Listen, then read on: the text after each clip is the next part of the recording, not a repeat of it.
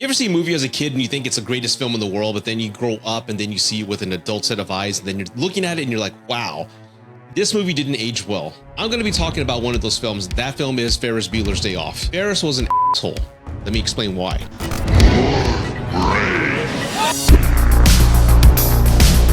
Everybody, welcome to Gen X Reviews. This is going to be a new segment that I've been toying with for about, I don't know, a couple of years now. I just never put pen to paper that I want to go ahead and do a review series of films that didn't age well, or you're looking at it through a different set of eyes or an adult set of eyes. I haven't come up with a clever title yet. If you have any ideas, let me know. I have a number of films that I want to talk about, but the first one I'm going to do is Ferris Bueller's Day Off. Now, if you go back to my channel, I'll put the link up here. If you want to see like one of my very first reviews where I had a lot of heart and soul and was putting so much passion into skits and everything like that, check out that video. I give an in-depth review on Ferris Bueller, but when I saw it back then, I actually saw it in a different light, and I've been thinking about it since then. Ferris was an asshole. I know it as a kid, I saw the film and it was really cool. It was funny. Everybody wanted to be Ferris. Everybody wanted to be that guy because we were inherently all shy, right? We all were not confident in ourselves, but then he had this one guy who was just charismatic. He was funny. He had his way with people. He always got what he wanted, and we all aspired to be him. But let's go ahead and talk about Ferris Bueller's Day Off. And I'm going to go ahead and go full spoilers. If you haven't seen it, what the fuck, man? It's like almost 45 years old. So let me give you a brief synopsis of what Ferris Bueller's about. Ferris Bueller, played by Matthew Broderick, has an uncanny skill at cutting class and getting away with it. Intending to make a one last duck out before graduation, Ferris calls in sick, borrows a Ferrari, and embarks on a one-day journey through the streets of Chicago.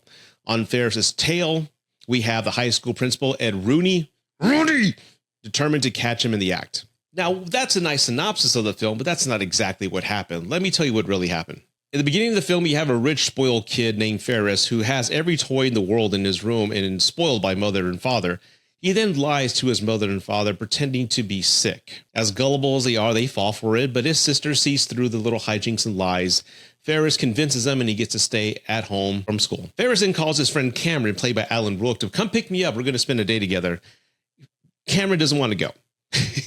He's complaining about a lot of health issues, a lot of mental issues. He doesn't feel good. He feels horrible. He doesn't want to do anything. He wants to stay. And Ferris, totally self-absorbed in his own pursuits, says, I don't care. You're coming. Pick me up. After showing no empathy about his friend's medical condition, he then hacks the school's computer program and changes and falsifies records about his absences. Instead of having 9 absences, he only has 1 or 2. After Cameron unwillingly goes over to Ferris's house, he then forces Cameron to call the school to pretend to be his girlfriend's grandfather and say, my wife died and we're going to pick up my granddaughter. He doesn't want to do this. He's forced to do it. He then slaps Cameron in the face, knocking the phone out of his hand. Again, doing all this, forcing his friend in an uncomfortable situation to get what he wants, his girlfriend out of school. You crafty little bastard. You see where I'm going here? He now needs transportation. So what does he do? He doesn't get a taxi. He doesn't get his father's car. He convinces his anxiety-prone friend to take his dad's prized possession, technically stealing his dad's car. Now think about this. Cameron is telling Ferris, look, my dad hates me, but he loves the car. The car is everything to him. Ferris is just like, I don't give a shit. Ferris, my father loves his car more than life itself. A man with priorities so far out of whack doesn't deserve such a fine automobile. I mean, seriously, who the fuck does this kid think he is? Get away from my fucking car. Forget it. You're just gonna have to think of something else. I'm putting my foot down. How about we run a nice Cadillac? I don't care what you think or how uncomfortable you feel. We're taking your dad's car and we're going to go pick up my girlfriend. And I'm driving. And even after Cameron has been clear, like, we can't take the car. Okay, we're going to take it. We got to be very careful. Ferris then parks this car in a questionable garage that Cameron objects to. He says, no, we can't park it here. He goes, oh, it'll be fine. Will you calm down, please? I'm going to give the guy a $5 to watch him. The car then gets stolen and miles are run up on the odometer, and it's run for a joyride all over Chicago. And don't get me wrong, I love the message of the movie. I love that it says live for today, not tomorrow. Tomorrow's not promised. I love that lust for life mentality. But again, one shouldn't manipulate and put their friends in uncomfortable situations to get there. So let's go down the list of what Ferris actually did on his day off. 1, he lied to his parents. 2, he broke into the school's computer system and hacked and falsified school records. 3, he physically assaulted, bullied and manipulated his friend Cameron, who suffers from anxiety and depression. 4, he then convinces him to take his father's vehicle. And this wasn't just any vehicle, this was a Ferrari 250 GT California. Only 100 were made, which in 1986 was worth $325,000. Adjusting for inflation, that's almost $1 million vehicle. Oh, and here's the best part. After it's wrecked, he lets Cameron take the blame. He takes no accountability, no responsibility in destroying a nearly $1 million vehicle and lets his friend take all the blame. What a piece of shit.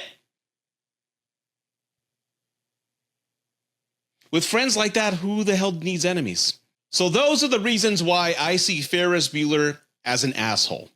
Because he is. Honestly, I hope you enjoyed this because, again, for me as a kid, I grew up on a lot of these movies that are nostalgic and they're really popular now. But again, I see it as an adult and a father, and I see it completely different. So I'm going to do more of these. I hope you enjoyed this. Let me know what you think. Put some comments down below. Do you agree with me? Is Ferris an asshole? Or do you think it's a great movie and I'm overthinking it? I'd love to hear from you. Put some comments below. If you like the video, like it. Please subscribe if you like this video. That'll tell me you want more of these, and I will continue to do more. As always, thank you for watching Gen X Reviews. I am Rudy. Take care. God bless. Live long and prosper. I'm out.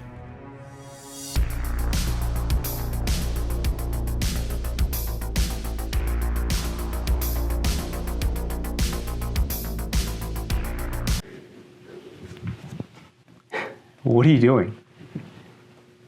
It's over. The review's done. Go. Go home.